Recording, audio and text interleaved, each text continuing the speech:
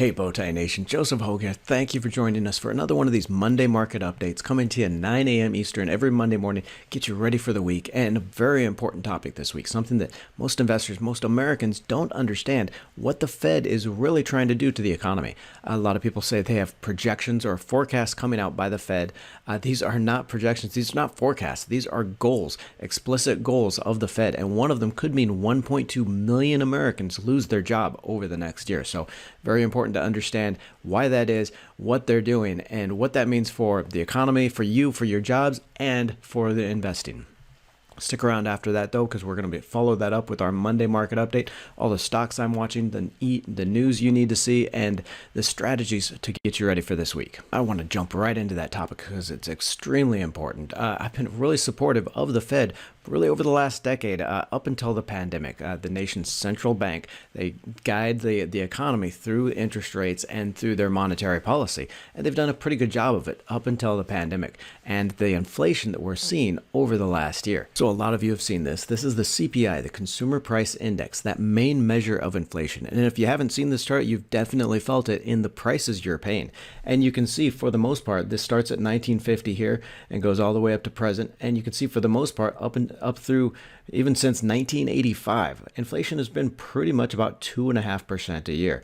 It's spiked a few times up to 5% there, and then it's been down even into deflation times for a little bit, but mostly right around that 2.5% line until this year. Look at this spike in inflation just over the last year, up to 8.9%, almost 9% there in June. It's come back down a little bit, about 8.3% most recently, but that is still runaway inflation, and it's really what the Fed did to the economy through the pandemic, and the fact that it kept interest rates low for so long that it was really an inevitability that we got this kind of inflation. We've talked on the channel before what the Fed actually does, how it guides monetary policy, guides the economy to really get its two rules. So the Fed only has two rules: keep unemployment down, a good jobs picture, and keep inflation down, right? And the thing is, it's a balancing act because those two kind of work against each other, right? If you have very low unemployment, if you have a very strong economy, very strong jobs picture, you're generally going to get a little bit higher inflation.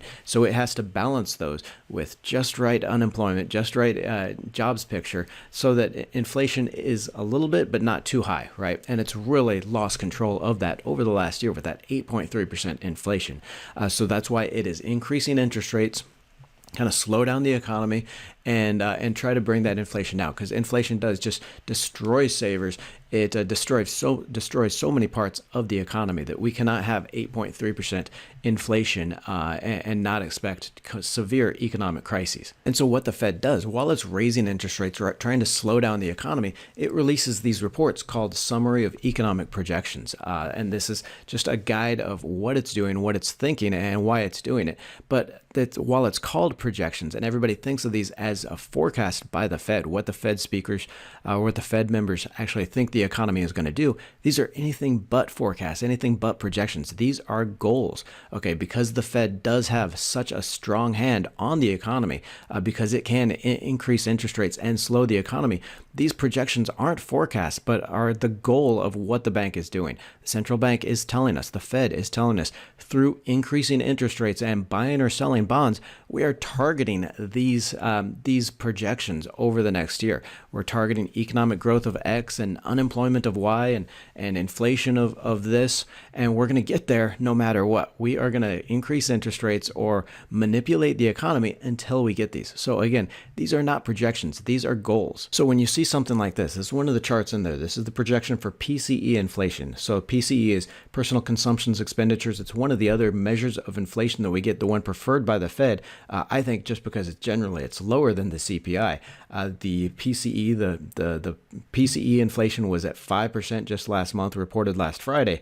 And you see that here in this red line, or this blue line, and then the red line is the median of projections. Remember, those projections are actually a goal of the Fed. The Fed is saying that we're going to increase interest rates so much, we slow down the economy so much, that we bring this PCE inflation, this year-over-year inflation for consumer expenditures, we bring this down from 5% down to 2% by 2025. So the Fed really is determined to kill inflation by really 2024, 2025. It's going to be down to 2%, so less than half of where it's at now. So we need to look at these projections because we know that the Fed has the power, has within its power to guide the economy, whether it's just completely choking off economic growth through those higher interest rates or buying bonds or selling bonds. We know it has that power to do what it wants to do in these projections. So we need to look at these and see what that means, because one of them could mean 1.2 million Americans lose their jobs. So this is the one we just looked at, the PCE inflation, that third measure of inflation that we get each month. And again, the Fed wants to more than halve this from 5% all the way down to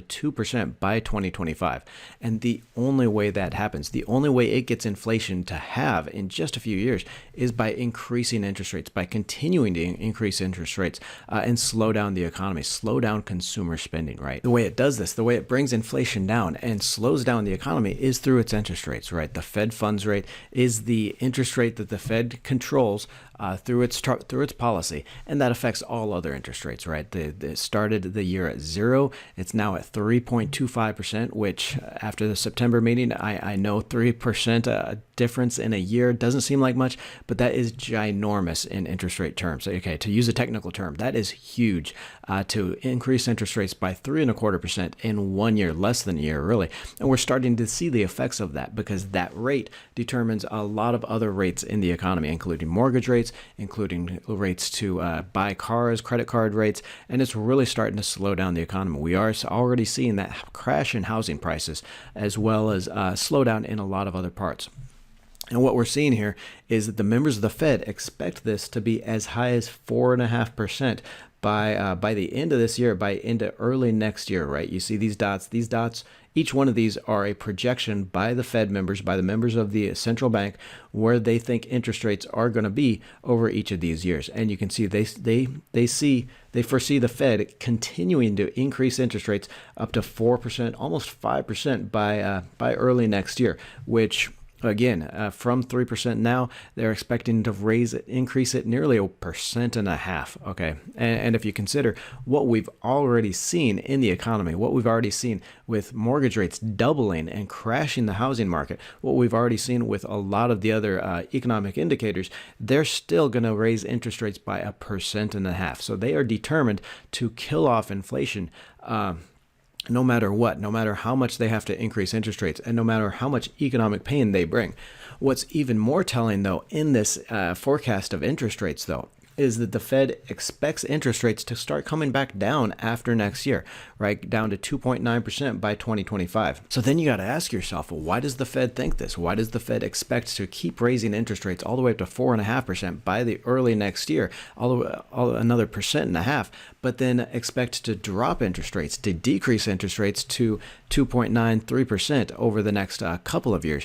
And it's because it sees the economy slowing very fast, very quickly over that period. That would be the other side of the Fed's mandate, right? Is to increase jobs, to balance the economy with inflation. So the Fed is saying that, hey, we're going to raise interest rates so fast that it just chokes off economic growth, kills the economy, and then we're going to be forced to cut interest rates, right? We're going to be forced to reverse and help boost the economy a little bit because we've choked it off so much. But the Fed is even more explicit than that. Okay, this is the chart I wanted to show you, what I wanted to talk about today, because I think most Americans, most investors even don't understand what this means for themselves, for the jobs, and for the economy. And that, again, it is not a projection. It is not a forecast. It is a goal by the Fed, and the Fed is determined to do this. This is what we see here is the unemployment rate, right? And again, you see the actual in blue here from 2017 all the way up to 2021. It is currently at about 3.7%, which is near the historical low. The historical low was right around 3.4, 3.5%, multi-decade low there. But it's now about 3.7%. And you see the projections, the goal of the Fed here in red And the goal of the Fed is to increase unemployment by 0.7% to 4.4% by next year. Okay, and remember that's just 3 months away next year, right? So they are going to increase unemployment to 4.4% in 2023. And now I know a 0.7% increase in unemployment might not seem like much, but when you consider 150 million people in the labor force, that amounts to 1.2 million jobs. Okay, so what the Fed is saying here, that 3.7% unemployment right now, its goal is to raise unemployment by 0.7% to 4.4% by next year.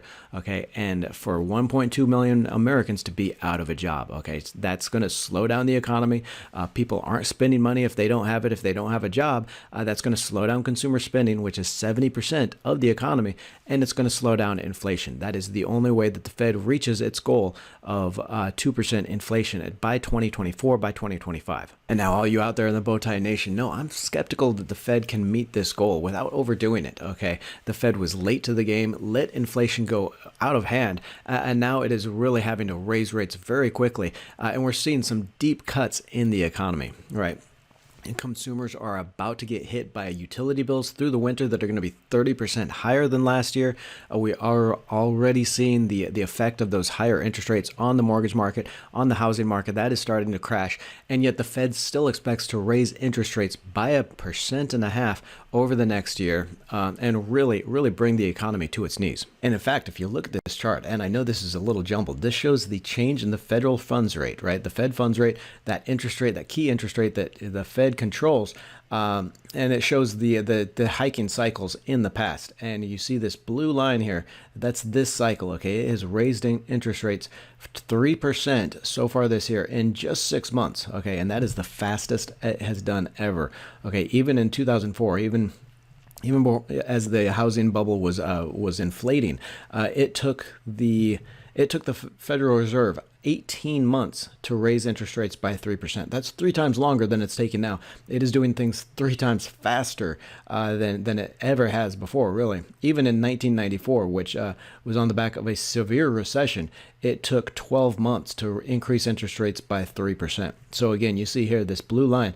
This is what the Fed is doing right now, increasing interest rates by 3%. And this really shows you how fast, how abrupt they are taking this increase in interest rates. So it is very likely, with the speed of that increase in interest rates, increasing interest rates to 4.5% over basically less than a year without really slowing down and waiting to see what that does to the economy. Because you see, folks, the economic effects of these interest rates is lagging. Okay, it generally takes about 6 months for the economy to really feel the force of these higher interest rates. We're already starting to see the force of those beginning interest rate increases, but we haven't even seen what it's doing to the economy after these last couple of increases. And the Fed is yet again talking about increasing interest rates by another 1.5% before it's done. That is going to have big economic repercussions outside of jobs, even for the housing market, for all the other parts of the economy. But what I'm talking about here is that 1.2 million jobs. And what I want you to understand is that's coming. That is a goal by the Fed. The Fed wants to do that. It's not a projection. And you got to understand which jobs are most at risk and what it's going to do to investments. This research by Deloitte shows the change in jobs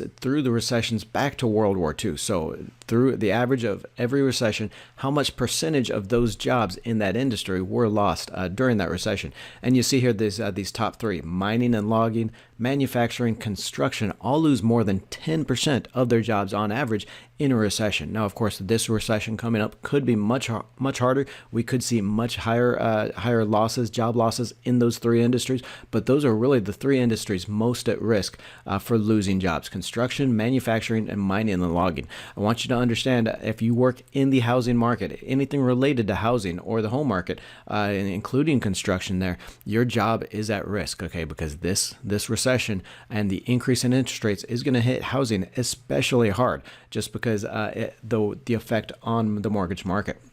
We see here in the middle here some of these others: information services, federal government, trade, transportation, utilities. Those all lose 6%, 3% of the jobs, so not quite as affected as that. Now you come down here to the safest jobs. Deloitte studied these, found that education and health services, so anything health related, healthcare, education, as well as state government, all lose about 1%. So very few jobs, maybe 1 out of 100 in those industries lost during a recession.